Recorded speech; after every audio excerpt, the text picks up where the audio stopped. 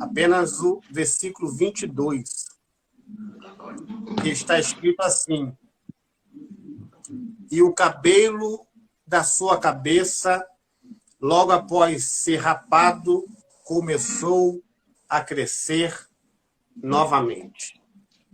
Eu vou ler mais uma vez.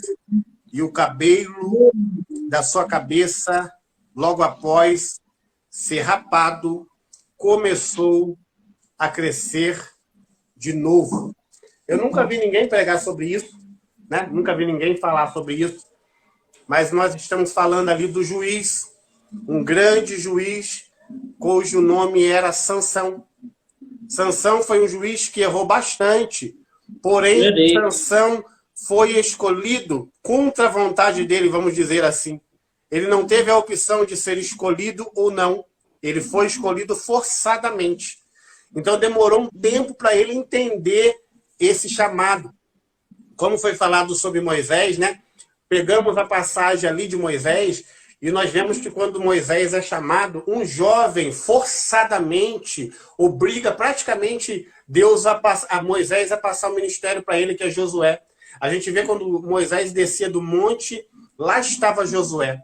Quando Moisés subia para o monte, lá estava Josué, doido para subir também. Quando Moisés entrava na tenda, lá estava Josué, doido para entrar na tenda. Quando Moisés saía da tenda, ali estava esperando ele, Josué, missionária Marlene, para saber o que Deus falou com Moisés. Aleluia. Eu imagino que Josué era o primeiro que sabia o que Deus falava com Moisés. A gente vê algumas partes da Bíblia que diz que Josué estava esperando Moisés, mas a Bíblia não diz Arão esperando Moisés, mas sim Josué. Então a bola da vez, vamos dizer assim, não passou para Arão, mas sim para Josué, até porque Arão morreu e Josué assume. Porém, Josué não consegue formar um líder. Josué foi um estrategista muito bom, um grande homem de Deus. Só que Josué não deixou um legado. Não houve um legado de Josué. Haja visto que não houve um legado, não houve uma continuação do ministério de Josué. Se não houve uma continuação do ministério de Josué, a igreja, vamos dizer, né, o povo de Deus naquela época entrou em colapso. E naquele momento que a igreja entra em colapso, Deus teve que começar a levantar juízes. Juízes esse, que o primeiro é Otiel, o mesmo parente de Caleb, o qual Josué havia esquecido também. A Bíblia vai dizer que Josué, no finalzinho do seu ministério, ele começa a dividir as tribos, e Caleb diz, a minha eu não quero que seja dividida não, a minha eu quero escolher. E aí Caleb lembra Josué que foi ele que tomou a atitude de lembrar ao povo que eles eram maiores do que os gigantes que vinham contra ele. E aí, por sua vez, o primeiro dos juízes é parente de Caleb, para Deus nos lembrar que mesmo que o homem nos esconda, o nosso legado Deus faz aparecer. Mesmo que o homem tenta nos colocar debaixo da cama, mesmo que o homem tenta deixar o nosso chamado de lado, nos esconder em lugares mais sombrios, o Senhor faz nós aparecermos novamente. E no meio desses juízes, levanta-se um juiz chamado Sansão. Sansão, ele meio que brincava com a presença de Deus que estava sobre ele, vamos dizer assim. Até porque ele não foi chamado por escolha dele, mas sim por escolha de outros. Mas no final da vida de Sansão, vazam os olhos de Sansão, missionária Marlene, e ele começa a fazer um trabalho de um animal, pastora Cida, rodando um moinho desesperadamente. E ele começa a conversar com Deus. Aleluia. Eu não sei, e a Bíblia não deixa margem para o que Sansão falara com Deus. Mas a Bíblia vai dizer, em Juízes capítulo 16, versículo 22, que o cabelo de Sansão voltou a crescer. Se você não entendeu, eu vou descodificar para que você entenda. A força de Sansão estava em seu cabelo. Calabadarácia. Oh, glória!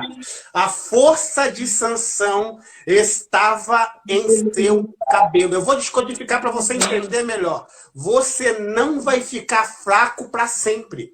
Você não vai ficar no deserto para sempre. Você não vai desanimar para sempre. Você não vai ficar em luto para sempre. Você não vai ficar desolado para sempre. Quanto você menos esperar, o seu cabelo vai voltar a crescer. A sua força restaurará para dentro de você. O interessante é notar que ninguém percebe quando a sua força está voltando, missionária Marlene. Eles só notam quando a sua força se foi.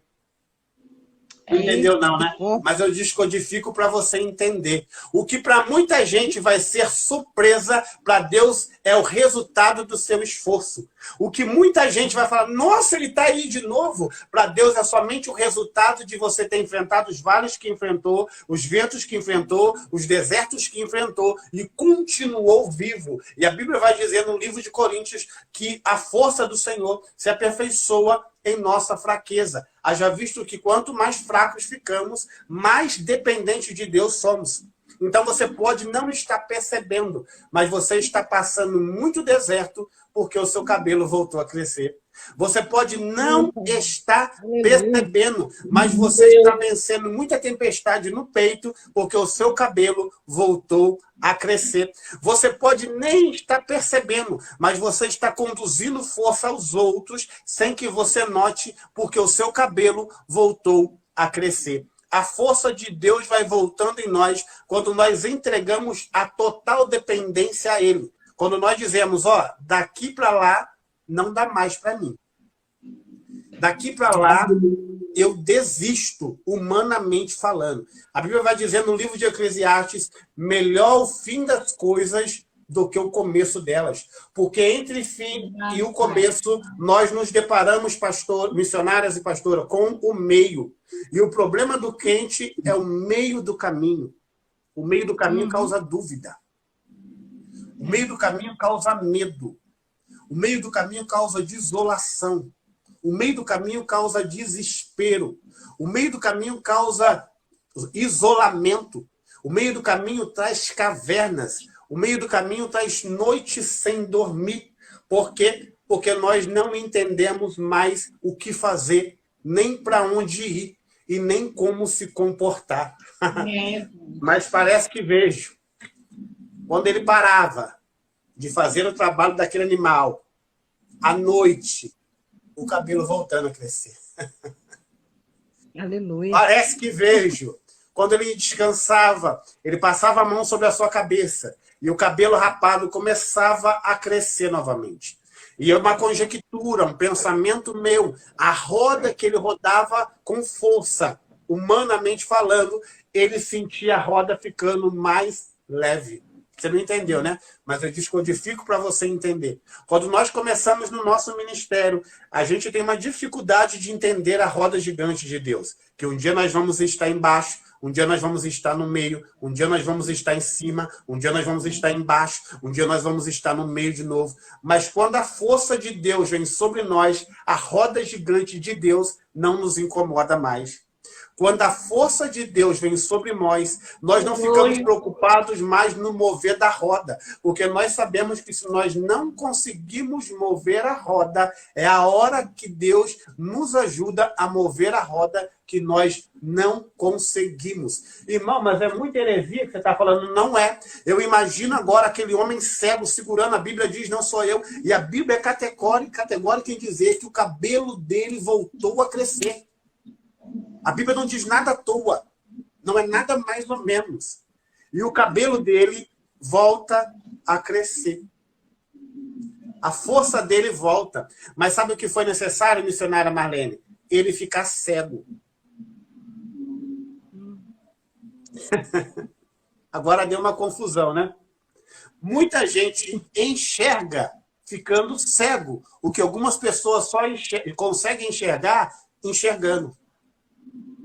Eu vou descodificar para vocês entenderem. A Bíblia vai dizer que Eliseu é cercado por um grande exército.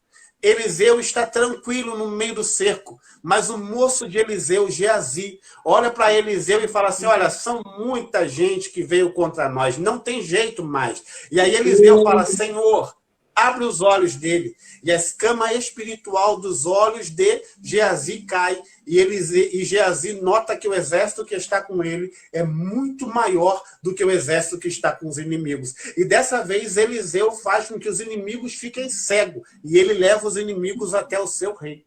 Ou seja, Deus às vezes faz a gente ficar cego para a gente enxergar melhor. Eita. Glória a Jesus. Eu vou descodificar para entender melhor. Quando nós humanamente procuramos entender o que Deus está fazendo. Livro de Salmos, número 73. Enquanto Asaf procurava entender por que o rico tem, por que o pobre, porque o servo não tem muito, por que eles têm bonança, por que eu vivo assim, por que eu vivo assado, ele procurou humanamente entender só aquilo que a fé podia explicar para ele. A mente de Asaf foi se bagunçando. Mas quando Asaf entrou no centro da vontade de Deus, e ele olhou, ele entra dentro do templo, ele diz, agora eu entendi o fim de todas as coisas. Aleluia.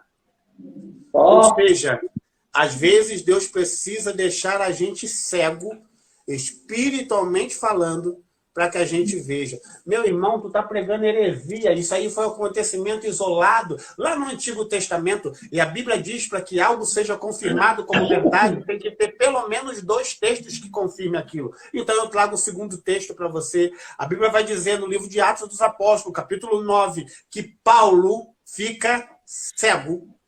E quando ele fica cego, ele vê Jesus. E ele é levado até a casa de Ananias, e as escamas caem. E aí Paulo entende tudo que ele havia feito de errado.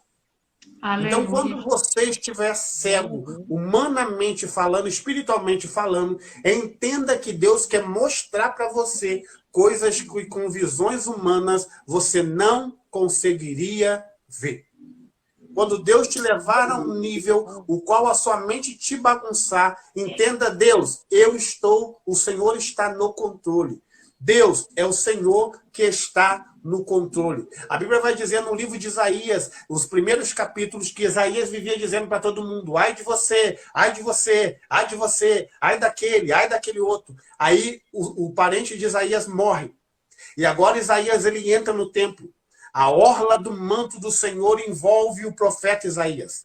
E quando a orla do Senhor envolve o profeta Isaías, Isaías começa a ver visões de Deus, os anjos voando por ali, cobertos em fogo. E um anjo de fogo tem que pegar no trono de Deus uma chama de fogo com uma tenaz, de tão maior o fogo do trono de Deus do que o fogo do serafim. Mas isso é para outro dia. E agora esse anjo vai até Isaías e passa essa brasa viva na boca de Isaías. Isaías começa a dizer agora, ai de mim, que sou homem de lábios impuros. Eu vou descodificar para você entender. Enquanto Isaías olhava com os olhos dele, missionária Marlene, ele se via muito maior do que as pessoas, muito melhor do que as pessoas, muito mais santo do que as pessoas. Mas quando Isaías começou a olhar com os olhos espirituais, ele disse, ai de mim.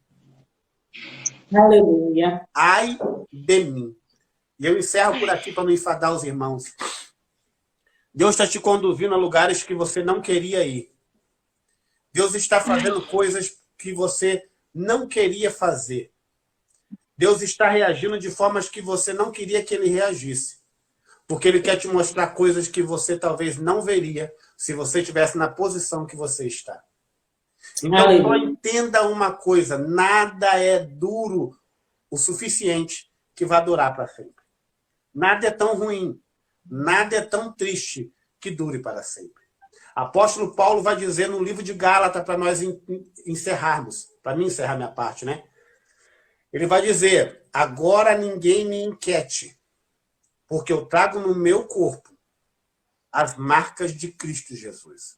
Apóstolo Paulo estava se referindo às cicatrizes. E quando um soldado, missionários e pastora, tem uma cicatriz, para ele não é uma vergonha. Para ele é como se fosse um troféu. Eu vou descodificar para que você entenda. porque a cicatriz para ele vai mostrar que ele venceu a batalha e não morreu nela.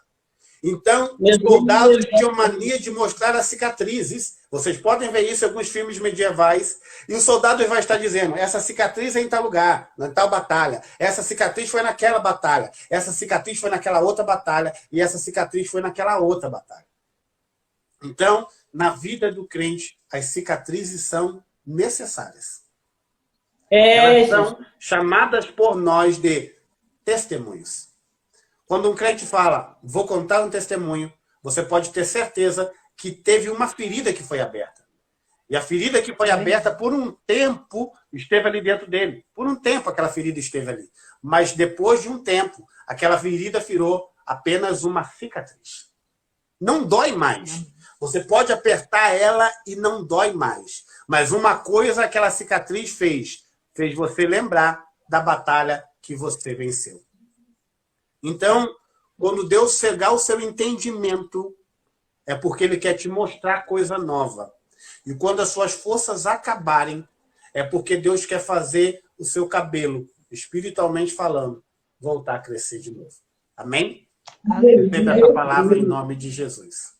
Amém. Glória Glória a Jesus. Eu paro por aqui, senão o pregador se empolga, mas vai que vai.